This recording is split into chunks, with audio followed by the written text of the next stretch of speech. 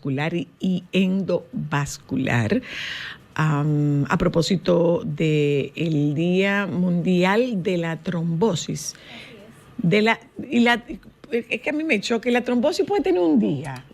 Bueno, es como de concienciación, más que todo. Exacto. Se tomó la iniciativa de hacer un poquito de conciencia sobre lo que es la trombosis porque realmente es sumamente frecuente. Uh-huh. Entonces es un movimiento mundial, incluye 123 países y se tomó el 13 de octubre por el nacimiento de un médico famoso, Rudolf Virchow, un científico, que describió la triada de la coagulación, que es lo que más básicamente produce las trombosis. ¿Qué es eso, doctora? ¿Qué es triada de coagulación? Realmente por el amor es de Dios? La presencia de coágulos en la sangre. Okay. Normalmente la sangre debe tener un estado líquido y cuando tenemos mayor viscosidad de la sangre, tenemos cuando la sangre está más espesa. Más espesa, exacto. Cuando tenemos falta de movimientos y hay ciertos factores ya de diferentes enfermedades y condiciones específicas que favorecen a que la sangre se coagule. ¿Y cuáles son esas condiciones? Bueno, dentro de lo más frecuente, todo lo que impida los movimientos, una cirugía mayor que amerite encamamiento prolongado. También el cáncer es la principal causa de trombosis. Y bueno, esto es enfocando en el caso de las trombosis venosas, porque tenemos también la circulación arterial, que el tabaquismo es una de las principales causas. Mire ahora, doctora, con el tema de los vape, ¿qué puede estar pasando? O sea, ¿podría ocurrir que la edad de la aparición de trombos se haya reducido? Sí, realmente es por estilo muy de vida, frecuente. estilo de vida, alimentación y eso, el uso de estos muchachos los muchachos que están usando vape entienden como que eso no es un cigarrillo. Exacto. Y lo es. Sí, y tiene mucho más tóxico que el mismo cigarrillo convencional. Entonces, ese químico con el cual se producen los olores, los sabores, no se ha podido determinar la magnitud del daño, porque es mucho mayor que el del cigarrillo. Entonces, es más frecuente ver pacientes con trombosis cada vez más jóvenes. No podríamos establecer que sea asociado directamente al uso del vape, pero es un factor de riesgo. Pero es un factor de riesgo. Sí, nos referíamos exactamente a eso, al factor de riesgo que supone el uso para esa edad joven. ¿Qué pasa? Que nosotros estamos asistiendo a muchos casos de muertes por parada cardiorrespiratoria o por infartos. Sí. Sin embargo, no estamos viendo cuáles son los factores que también inciden en esto. Así es. Entonces, precisamente por eso es que la Sociedad de Cirugía Vascular Dominicana también se está uniendo a la iniciativa mundial de hacer la concientización sobre el tema. ¿Y cómo podemos hacer concientización? Realmente además de mandar a que la gente haga ejercicio, ¿qué otra cosa? Bueno, las campañas para orientar a cómo mejorar el estilo de vida que se han iniciado ya desde hace mucho tiempo, que también como cada médico en su consulta siempre hace hincapié en esa parte, pero también es a identificar cuándo está ocurriendo.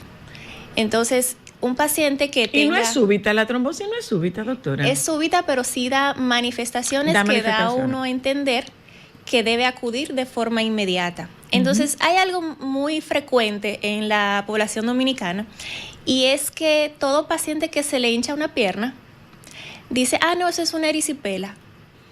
Y no van al médico porque entienden que el médico no maneja las famosas erisipelas. Y luego de varios años hemos entendido que las erisipelas no han sido más que trombosis disfrazadas.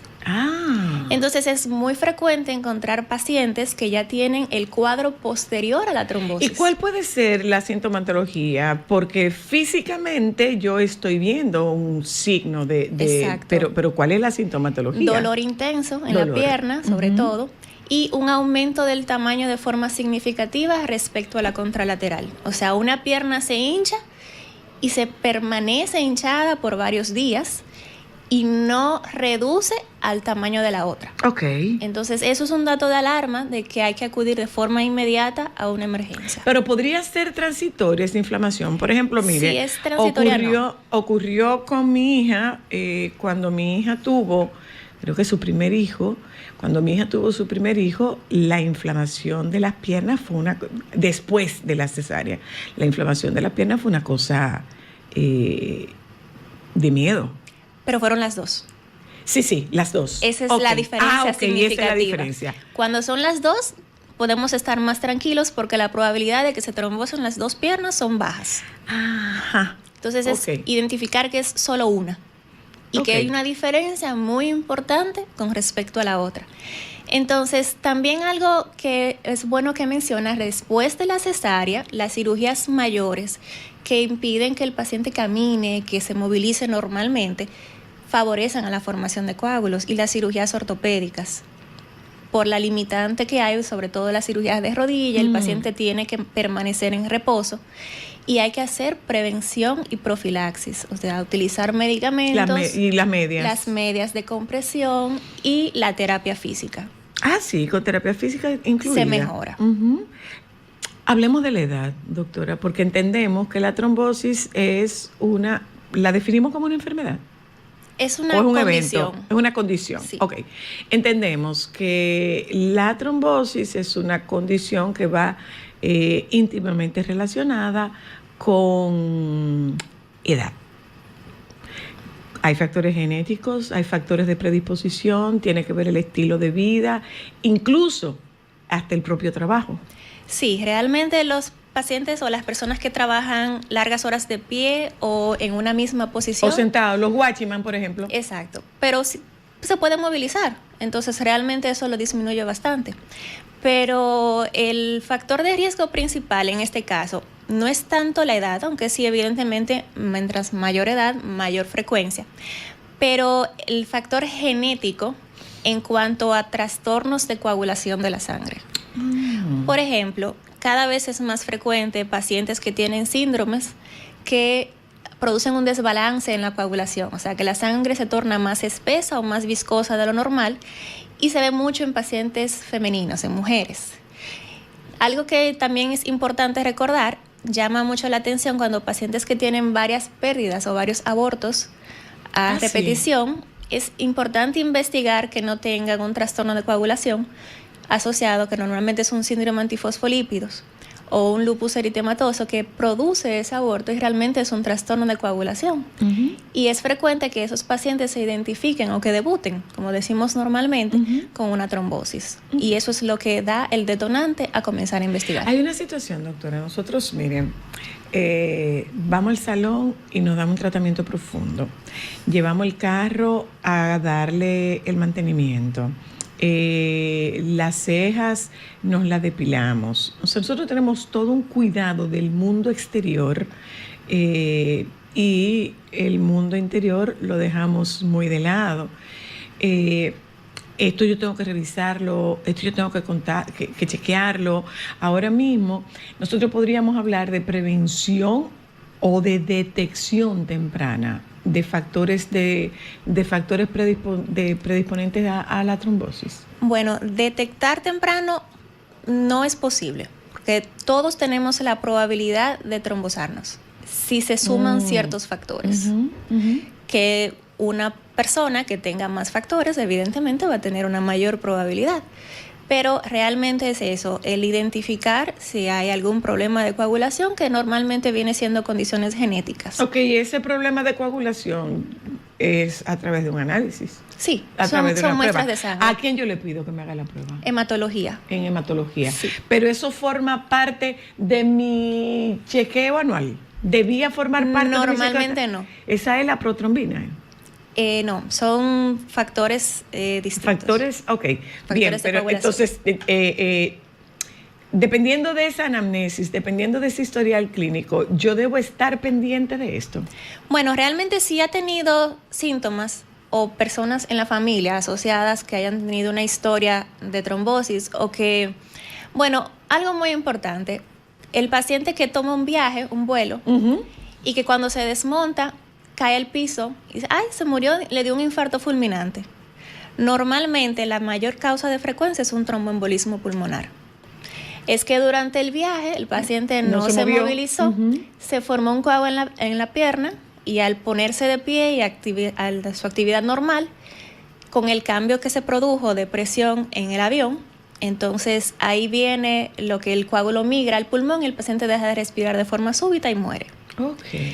Entonces, normalmente siempre sabemos cuando estos han ocurrido antecedentes en la familia.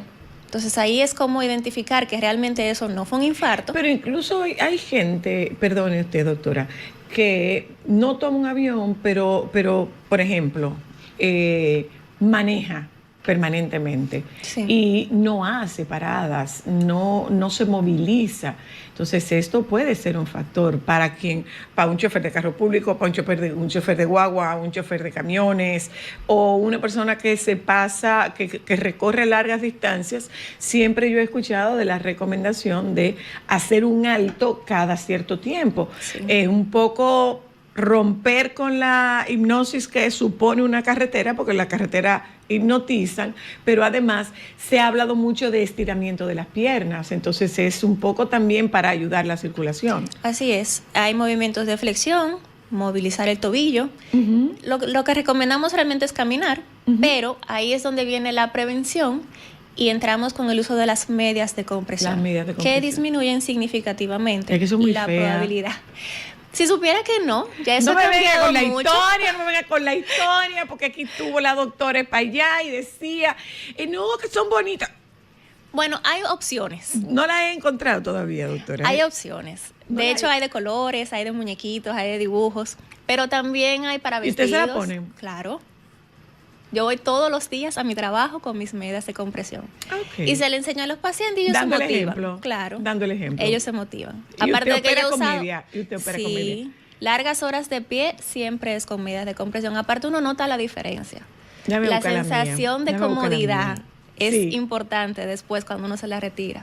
Mire, ¿y qué actividades tienen ustedes para la celebración de este día? En estos días vamos a estar haciendo difusión en varios